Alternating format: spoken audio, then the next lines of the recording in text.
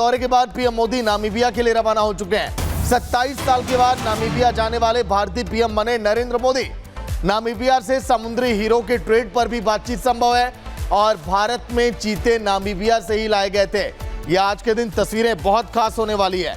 9 जुलाई को दक्षिण अफ्रीका के देश नामीबिया के लिए रवाना हुए। 27 सालों के बाद किसी प्रधानमंत्री का यह नामीबिया दौरा है।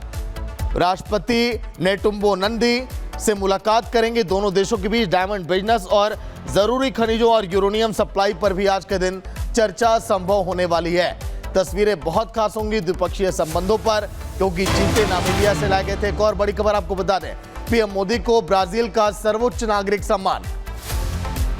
पीएम मोदी को ब्राजील का सर्वोच्च नागरिक सम्मान मिला। राष्ट्रपति लूला डा सिल्वा और तमाम दिग्गज वहां पर मौजूद रहे। तस्वीरें देखिए आपके स्क्रीन पर। शानदार दोस्ती और ये दमदार डील की ये तस्वीरें बहुत ही ऐतिहासिक, क्योंकि प्रधानमंत्री नरेंद्र मोदी का जिस तरह से पूरे विश्व भर में कद बढ़ा, ये तस्वीरें उस बात की गवाही ये देती हैं।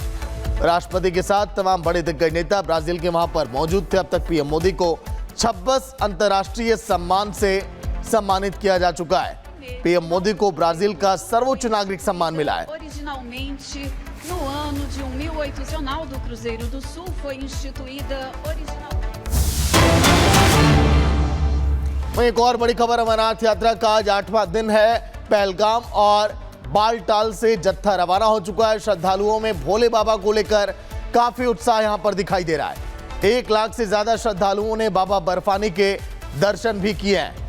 अमरनाथ यात्रा का 8वां दिन, श्रद्धालुओं के चेहरे पर वो उत्साह आपको दिखाई दे रहा होगा, लेकिन कड़ी सुरक्षा के बीच पहलगाम और अन्य जगहों से लगातार जत्था यहां पर रवाना किया जा रहा है। श्रद्धालुओं में बाबा बर्फानी को लेकर खासा उत्साह भी इस समय दिखाई दे रहा है। दर्शन करने के लिए तमाम श्रद्धालु इस समय वहां पर पहुंचे हुए हैं।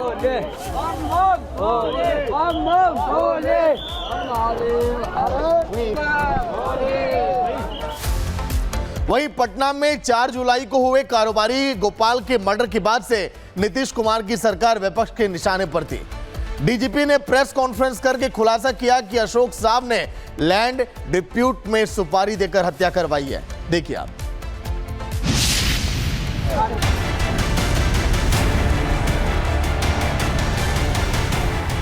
बिहार पुलिस ने कारोबारी गोपाल खेमका की हत्या का खुलासा कर दिया है। 4 जुलाई को पटना के गांधी मैदान के पास गोली मारकर हत्या हुई थी। शुरुआती जांच के आधार पर पुलिस का दावा है कि अशोक साहू ने सुपारी देकर हत्या करवाई, क्योंकि गोपाल खेमका के साथ उनका जीवन का झगड़ा था। कुछ जो अशोक साहू के मोबाइल हैं, उस मोबाइल में कन्वर्सेशंस आए हैं, जिससे ये पता चल रहा है कि ज़मीन का भयंकर विवाद है, जिसके कारण काफ़ी तल्खी चल रही है कई लोगों में। अब उन सभी चीज़ों पे अनुसंधान होगा, उनकी आवाज़ मैच करा के दिखा जाएगा कि वो कौन सब कर रहे हैं। तो ये भूमि के जो भारी मात्रा में कागजात अशोक साहू के घर से बरामद हुए हैं। अशोक साहू ने हत्या की साजिश 1.5 महीने पहले रची। 4 लाख में शूटरों से मर्डर की डील हुई। एडवांस के तौर पर 50,000 कैश दिया। हत्या के बाद शूटरों को 3,50,000 कैश दिया, जो बरामद किया जा चुका है।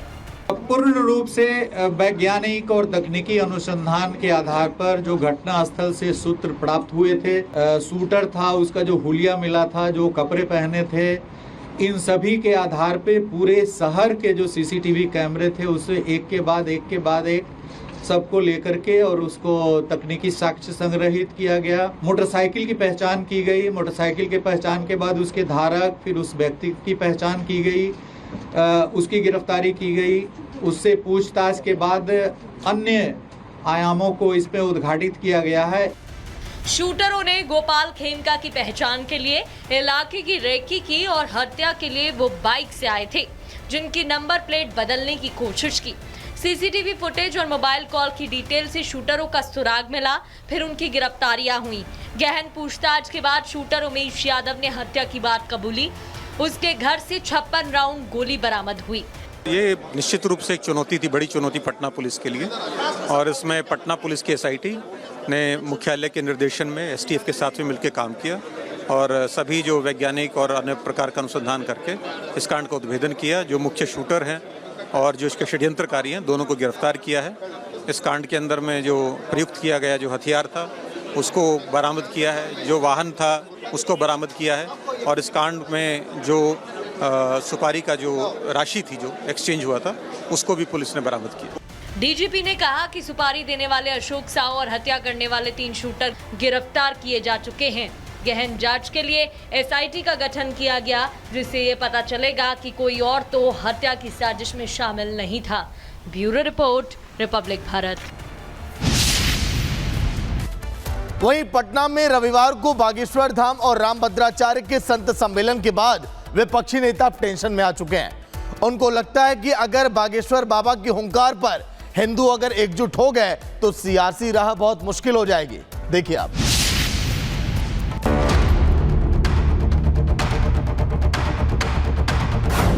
बाबा बागेश्वर पर बौखलाए पप्पू यादव। बाबा बागेश्वर के बिहार जाने पर डरे पप्पू। हिंदुओं वोटर्स की एकजुटता का डर, बिना नाम लिए बागेश्वर पर निशाना। अक्सर सनातन और हिंदू परंपराओं का मजाक उड़ाने वाले सांसद पप्पू यादव वोट बैंक और तुष्टीकरण के लिए हर दिन सीमा लांघने जा रहे हैं। पप्पू यादव संतों को अंधविश्वासी करार देते हैं। संतों को बता दिया पूर्णिया नरसंहार के पीछे की वजह। क्या पप्पू यादव को सनातन से नफरत है? इतनी बड़ी घटना तो नेताओं के चलते होती है, आई बाबाओं के चलते। अंधविश्वास को हम पैदा कर रहे हैं। फोन कर रहे, hello hello Hanuman ji, hello Hanuman, hello hello. बात अब हनुमान से बतियाने लगा चोर साहब। अब लोगों को लग रहा है अरे बाप रे बाप, हनुमान से बतिया रहा है। नेता बाबाओं के मंच पे जाकर के गणेश परिक्रमा कर रहा है। क्या है? क्यों भाई? ये पैदा कौन कर रहा है? ये अंधविश्वास पैदा कहाँ से है? हम जा रहे हैं चांद पे, पर्ची निकलवा रहे हैं, ब्लैक मैजिंग कर रहे हैं। वो चोरबा से कौन एक तो बाबा चोर है, वो ब्लैक मैजिंग कर रहा है। पप्पू यादव अपने संसदीय क्षेत्र पूर्णिया के उस गांव गए थे जहां भीड़ ने एक परिवार की हत्या कर दी। परिवार के मुखिया रामदेव राव एक ओझा यानी झाड़ फूंक करके इलाज करते थे। हत्यारों पर कार्रवाई की मांग करने के बजाय पप्पू यादव बिना नाम लिए बागेश्वर बाबा पर निशाना साधने लगे। मेडिकल साइंस गलत, नासा गलत, ये जितने नेता से लेके पढ़े लिखे लोग हैं यही तो अंधविश्वास को पैदा कर रहा है। 250-500 लोग कहाँ से आ गए? ये गांव में है, ये है 50 आदमी। ये जिंदा जला कैसे? बाहर में उनको किसी ने कह दिया कि डैन यहाँ है। अब ये अंधविश्वास में आ गए। क्रूरता तो है ही, इससे बड़ा दुर्भाग्य क्या होगा? लेकिन इससे बड़ा क्रूरता वो है कि जो ब्लैक मैजिक मंच पर निकालते हैं, पहले उनको रोक लगनी चाहिए, उनको बैन करो और ऐसे बाबा को जेल में ठूसो जो ब्लैक मैजिक कर रहे हैं। बाबा बागेश्वर की बिहार में तगड़ी फैन फॉलोइंग है। पटना और गोपालगंज में बागेश्वर को देखने के लिए उमड़ी भीड़ से विपक्ष और पप्पू यादव को अंदाजा लग गया है धीरेन्द्र शास्त्री बिहार की सियासी माहौल को बदल सकते हैं। इसलिए हार की संभावित डर से इंडी गठबंधन के नेताओं की बौखलाहट बढ़ रही है। Bureau report, Republic Bharat.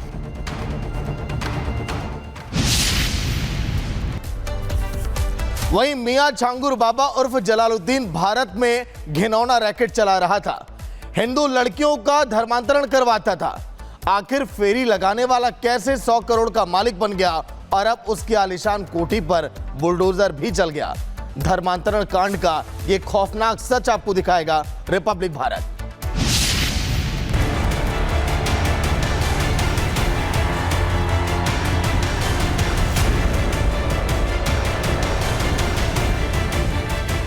Jalaluddin की काली कमाई बाबा ने मिट्टी में मिलाई।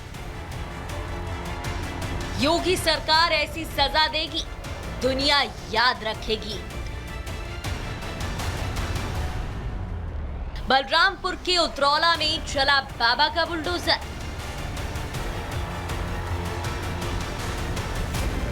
छांगुर बाबा और उसके सहयोगियों की संपत्ति पर चला बाबा का बुलडोजर। छांगुर बाबा को एटीएस ने धर्मांतरण के मामले में किया गिरफ्तार। 100 करोड़ की विदेशी फंडिंग और धर्मांतरण से जुड़ा है पूरा मामला। कुछ साल पहले तक सड़कों पर अंगूठी और नग बेचने वाला एक शख्स कैसे 100 करोड़ का मालिक बन गया? आखिर कैसे बाबा के चंगुल में भोली भाली हिंदू लड़कियां फंस जाती थी और अपना धर्म परिवर्तन करवा लेती थी। भारत में एक खतरनाक साजिश रचने वाला ये दरिंदा है उत्तर प्रदेश का रहने वाला छांगुर बाबा उर्फ जलालुद्दीन। एटीएस की जांच में पता चला कि छांगुर बाबा और उसके संस्थाओं से जुड़े खातों में 100 करोड़ से अधिक का लेन देन हुआ है। छांगुर बाबा की इस करतूत की एटीएस ने विस्तृत रिपोर्ट बनाकर ईडी को दी है।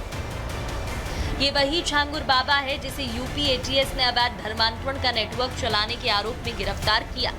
बताया जा रहा है कभी नग और अंगूठियां बेचने वाला छांगुर बाबा महज 5 से 6 साल में आलीशान कोठी, लग्जरी गाड़ियां और कई फर्जी संस्थाओं का मालिक बन गया है।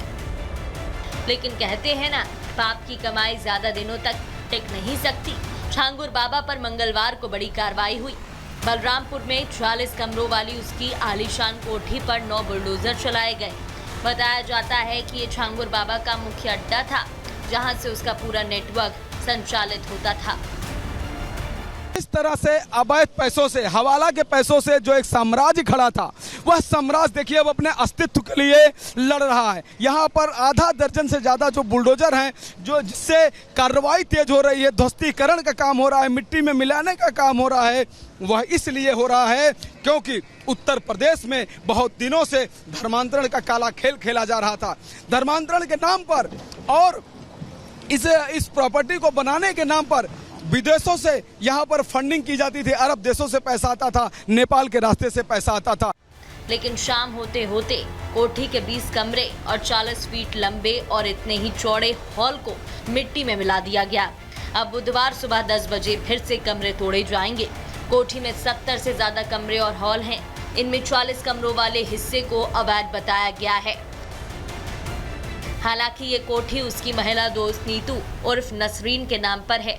छांगुर बाबा ने ही नीतू का धर्मांतरण करके उसे नसरीन नाम दिया था। एटीएस ने नसरीन को भी गिरफ्तार कर लिया है।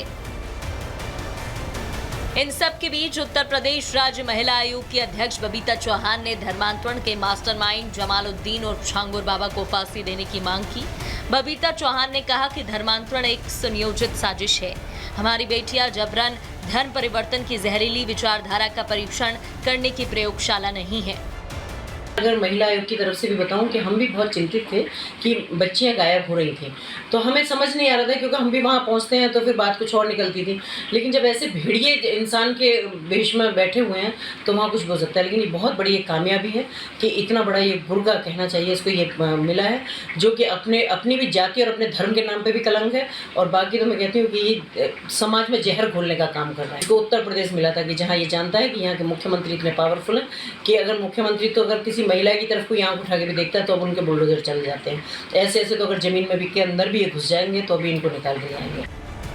छांगुर बाबा पर बुलडोजर कार्रवाई तो हो ही रही है। अब सूबे के मुखिया ने धर्मांतरण का रैकेट चलाने वाले छांगुर और ऐसे लोगों को कड़ी और सख्त चेतावनी देते हुए कहा, जलालुद्दीन की गतिविधियां समाज विरोधी ही नहीं बल्कि राष्ट्र विरोधी भी हैं। आरोपी और उसके गिरोह से जुड़े सभी अपराधियों की संपत्तियां जब्त की जाएंगी और उन पर सख्त कानूनी कार्रवाई की जाएगी। कानून के अनुसार ऐसी सजा दी जाएगी जो समाज याद रखेगा। इस घटना से जरूरत है एक बार फिर सबक लेने की और सावधान हो जाने की, क्योंकि कुछ लोग भारत की अखंडता और प्रभुता को खतरे में डालने की घिनौनी साजिश रच रहे हैं। ऐसे लोगों से सावधान रहें जो देश और धर्म के नाम के खिलाफ आपको ले जाएं। आपके इर्द गिर्द भी ऐसे लोग हैं तो तुरंत पुलिस को सूचित करें। सावधान रहें, सुरक्षित रहें।